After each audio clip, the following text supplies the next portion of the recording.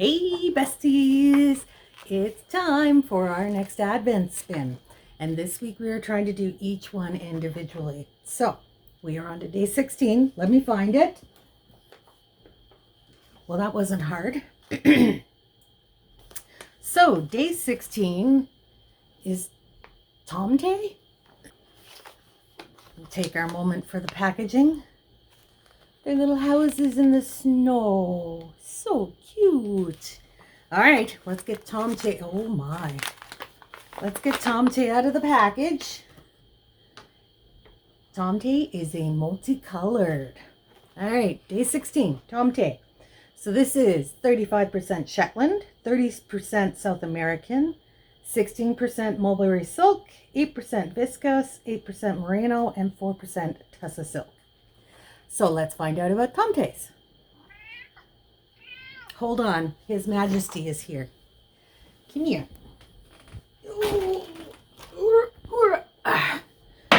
Whoops. Almost got you around all the cords. Here's Tay-Tay for a hi. Oh, oof. There we go. This is my big boy. He's 16 pounds, so he's not easy to pick up. There's my baby. Oh, we got the purse.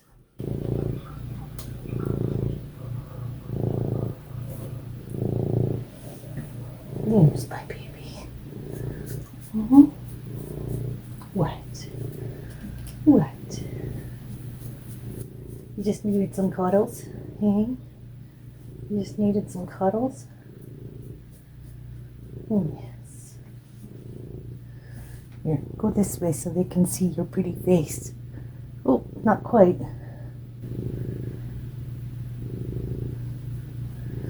What? What's up, my baby? What's it, my baby?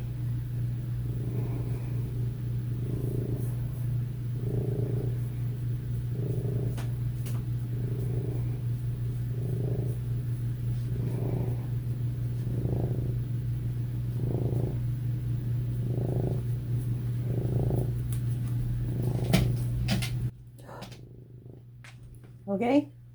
You ready to go down? Oof.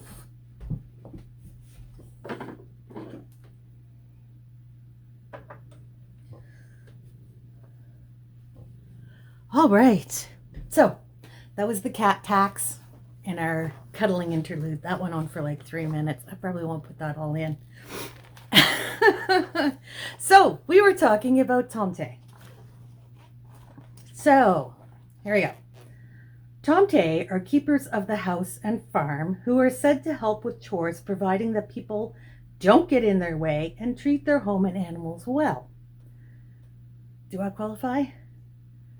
While they are happy to help, having done this for generations since the first farmer ever farmed, if they aren't looked after in return, or if the home around them isn't appreciated, they are known to play tricks on the residents. To keep them happy, it's suggested that they are given a bowl of porridge and butter of Christmas Eve, as this shows the respect and thanks for their hard work throughout the year. Okay, here's your end shot. As Tomte are practical and versatile little sprites, we wanted to create a blend to mimic this. And we also decided to theme it to natural shades of green with a hint of berry red and lots of texture, much like you'd find in a garden. Shetland Evergreen and our Tweed blends make the basis of this blend. You can see the little Tweedy bits right there.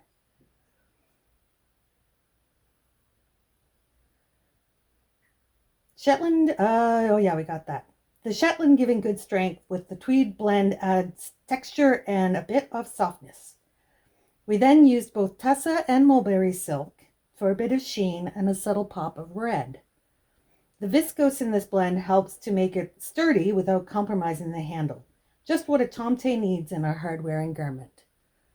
All right, now we have to figure out how we're going to spin this. So let's have a look. We'll unwind it. Give it a little shake.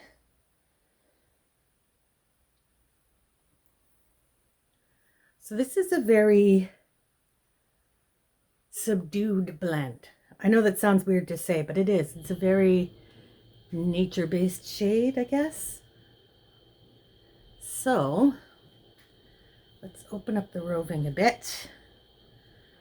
We'll just give this a shake so we can lay it out a little flat and see what we're looking at across it.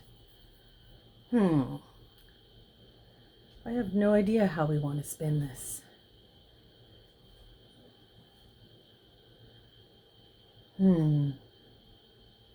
I almost want to do a thick and thin chain ply, but let's consult our manual.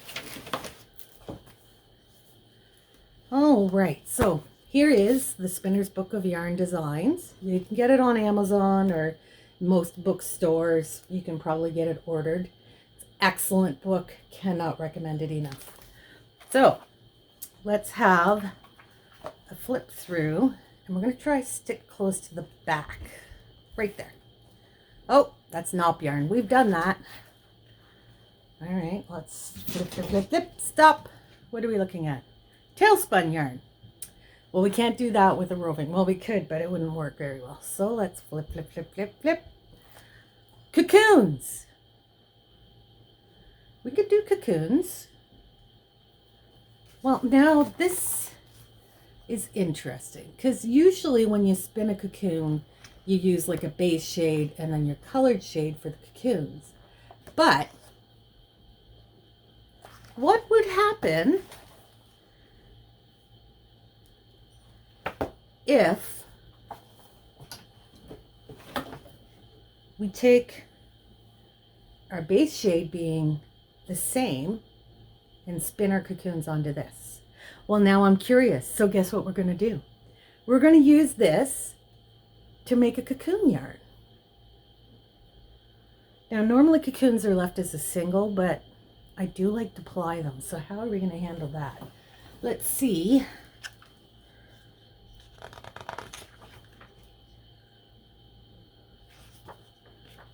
If they have any suggestions on, So on the next page, we have spiral cocoons and knotted cocoons. So let's see how they suggest spinning that. So knotted cocoons, you literally turn them into a knot. I don't think I want to go that far.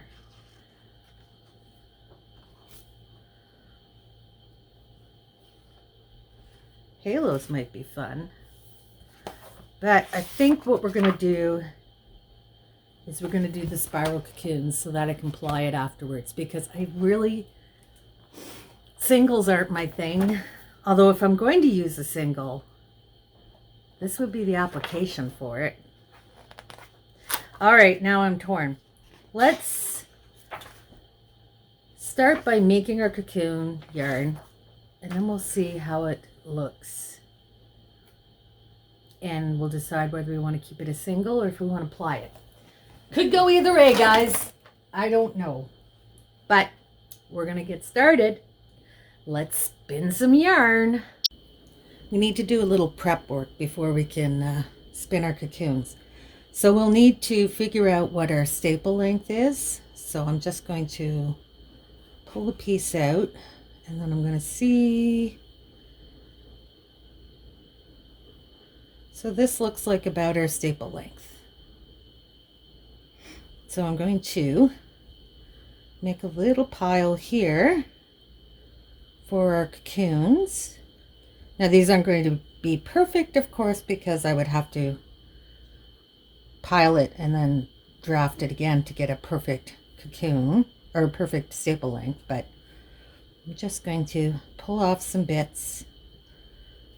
Now I may change plans after we film this or spin this first bit, but we will find out. Okay, I made these on the wrong leg. I should have put them on my left leg. All right, that's enough to start with. And then I'm going to use this as my singles. So I'm going to move these to this leg. And I'm going to be covered in fiber, and I did not put on my spinning apron because I'm a dumbass. But that's okay. I'm forever covered in fiber, and I really don't mind. Now that I've done my prep work, I'm going to get spinning.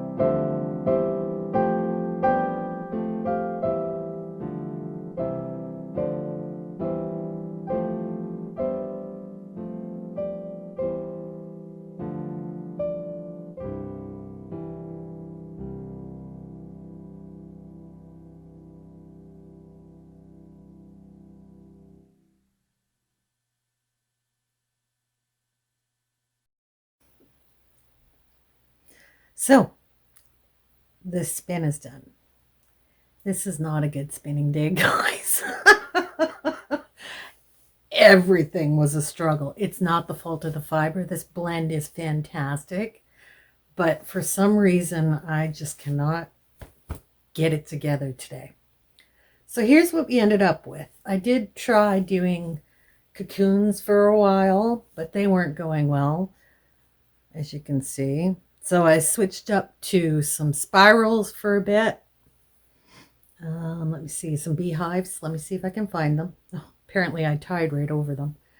So there you can see some beehives, some cocoons I tried, and then when I applied them, I tried doing the little thingies. Ooh, look at how good my ring looks there. Ooh, ooh. Okay, sorry, distracted. So I did some,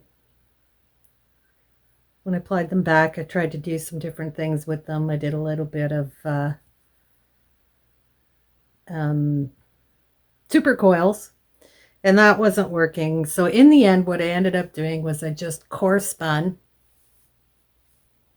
the fiber over a mohair core, and then I just plied it back to make this soft spiral ply, which is actually really pretty. And despite all of my struggles and how badly I spun today, we did end up with something that's going to look pretty in the weave, even though everything about this today was a struggle. And that's okay, because some days that's just how it goes. You can't get the rhythm. You can't get your hands to work. You can't get your brain to work. It doesn't matter. When those days happen, I usually just quit. But because I have to keep pushing through with this Advent, I went ahead and spun it anyways. And I don't hate it. I mean, it's far from what I was aiming for. It's certainly not like a really good yarn. It's not like perfect cocoons or little beehives or whatever, but it's going to look fine. It's going to be fine, guys. It's going to be fine. It's still a usable yarn. That's all that matters in the end. And part of the learning process is trying things that don't go to plan. And I don't think it's something that we need to be upset about. And I don't think it's something we need to berate ourselves for. It's just part of the experience. Some days, things just aren't going to go to plan. Like today. I think I'm blaming it on the snow because I had to go out in the snow blow first thing this morning. I think it used up all of my brain power and my energy. But in the end, I think it's still a nice yarn. And I do like the way when I core spun, I like the way the colors came out. A little less muddled, a little more distinct. And I think it's going to look pretty in our weaving. So that's it for, what day number are we on? Day number 16, Tomte. There it is. It's another one in the books, guys. So that's it for today. And I'm keeping with only spinning one per day. So we should have 7 full videos this week, theoretically. Seeing as how badly this one went, who knows if we're going to actually end up with that. But regardless, there is our yarn. Thanks for joining me, guys. I hope you enjoyed this experiment, knowing that I often don't get it right, but it still ends up okay anyways. Thanks for joining me, and I'll see you in the next one, guys. Bye!